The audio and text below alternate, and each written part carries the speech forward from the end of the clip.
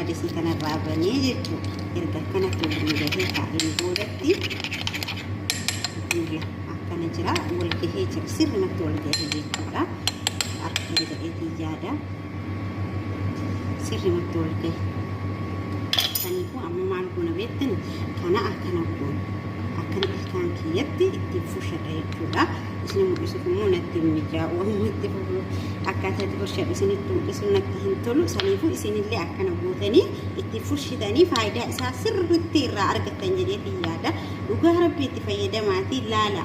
Wanti kun yoo isin fayyaduu baate koottaa koomentii jalatti barreessa. Yoommoo akkuma ani jedhe kana itti fayyadamtanii faayidaa irraa argattanillee koottaa koomentii jalatti barreessa. Dhugaa Rabbii waamuu fi kiyyaatti fayyadamne waan ta'eef isinillee isin fayyada jedheetii yaada. Ammaaf bakka dhiqadhu jettan nagaa fayyaa keessan baga nagaa jiraatanii isiniin jedhaa obboleeyyan kiyyaa warroon amantii biraa shamaa akka fuunu baga nagaan gara chaanaala urjii dhuftaniin isiniin jedha warri mana kiyyaa faarawaa taatan akkuma seentanii sabskiraayib naaf godha laayik sheer naa godha koomentii naa kaa'anillee isinii fidee isaan isiniin jedha akkas obboleeyyan kiyya walaa jajjabeessinuu urjiin har'a maal qabattee nu dhufte jechuun keessaniin oolu har'a urjiin qulqullina ilkaanii akkamitti akka eeggatanii isinitti himuuf dhufe jechuudha.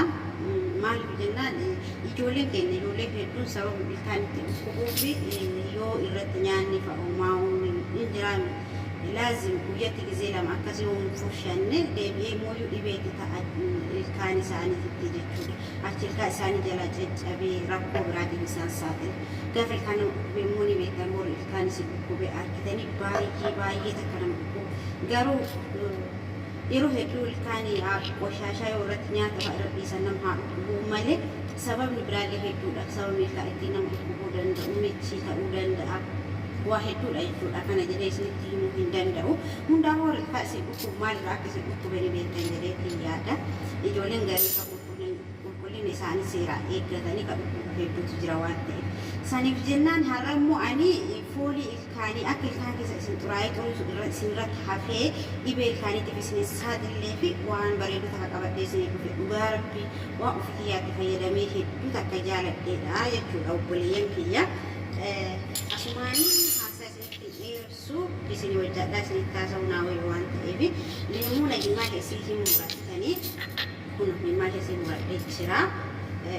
Kuni baakis soodaa jedhama.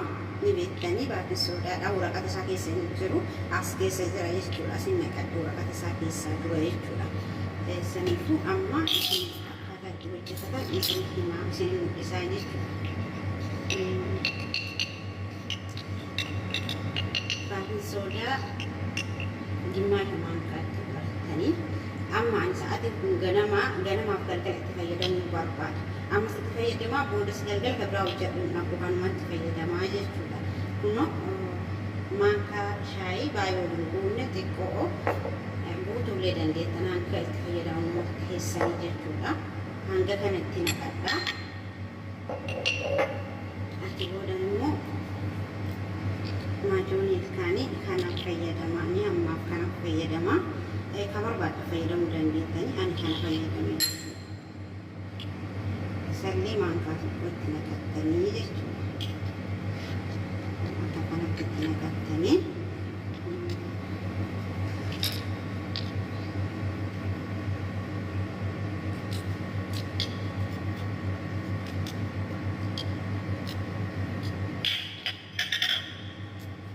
hordoftoota biyyaa dhugaa Rabbii baay'ee takka jaalata itti fayyadamtanii hojjettanii baay'ee jaalata waan tokko itti fayyadamanii irraa bu'aa yoo argitan dhuftanii eenyutti garnaa barreessuu dandeettanii maaliif itti fayyadamee dhugatti itti fayyadameeti isiniif ooluu dhufee jechuudha. Akkas obboleeyyan biyyaa akkan tolii sirri toleen beektan sirritti akkasiin mul'atu.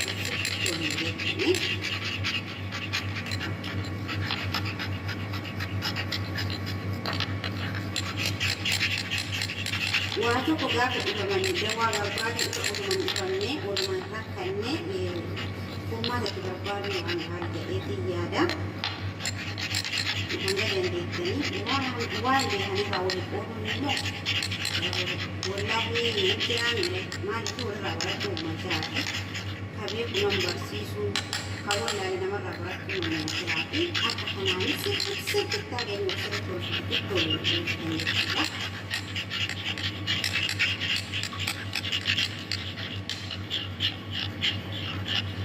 فولي كما تكتب أيوة أما قاعد يتني إستانو مش الناس على كان كي يقولين قبل يتني يروحون دلنا ما قلقلا فرشة كسامنا بتشارع يشوف أنا لما بتشارع فرشة تاني التندف التنجيد فكين يعمل نيك أنجو بنا ما كاي التندف التنجيد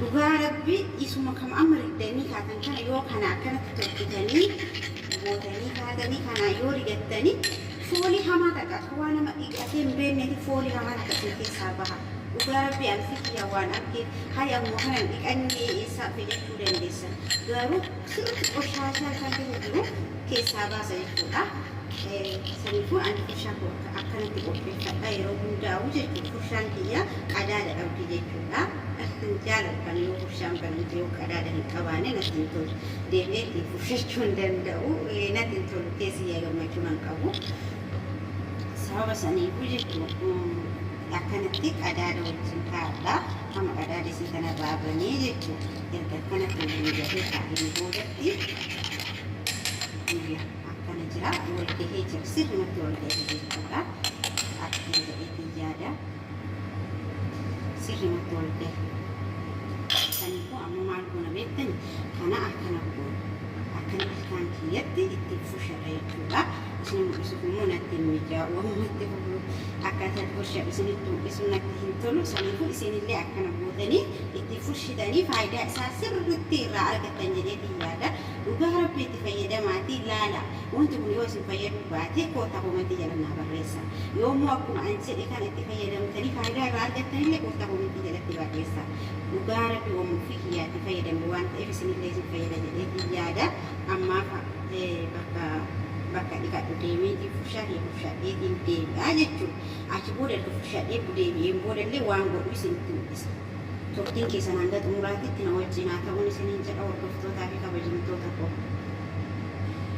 kuno onti kuni moyo ko fodi ni be tan kesa sikita agar tan na makata ko fodi da galgal oso rafin dura yetu galgal oso rafin dura fudi bisha'u atina kila baka abu ko bisa adade gubada dana mo yoke mu akana katate arga yetu abaye guracha de desna da fudi kana iskanke na gise hunda yu lulu katani hanga kokke se gatta takati lulu katani gari tuftan je tubili unsani gari tuftani ugara bifoli afani kaje inu man argitani sinincha yeroo gammachuu qabdanii namni immoo foolii fi afaan keessaa qabu konfidensi gizee hunda nama hojii taa'uu hin qabu hin rakkata yeroo hedduu maaliif gizee tokko garaacha garaa keessaa foolii qabaa jedhan gizee tokko ilkaantu shamee nama ajaayaa jedhan waan beeku san immoo iyyuu akka dhageetti malee waan hin beeku garuu akka itti fayyadamee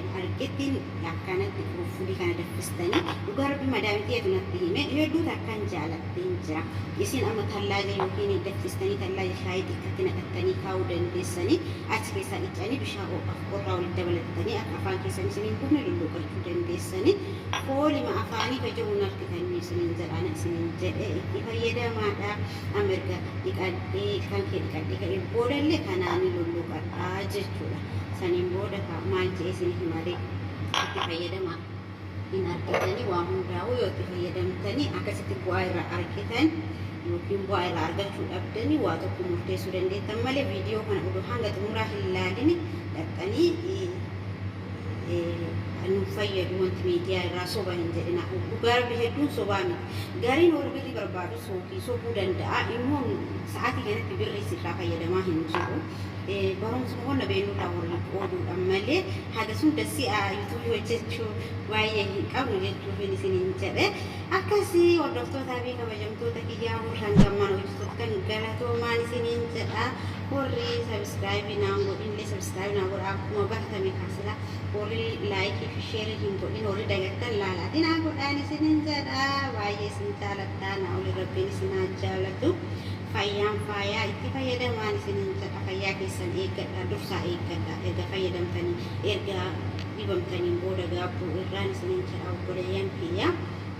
Jajjabaadhaa ulaa jajjabeessuun Oromoo koo maaliif waliin jajjabeessineen dhugaa rabbi ulaa jajjabeessuun isiniin jedha. Uffachuu hadiifni walirraa waa haa barannuun isiniin jedha obboleeyyan kiyya. Akkasii galatoomaan isiniin jedha.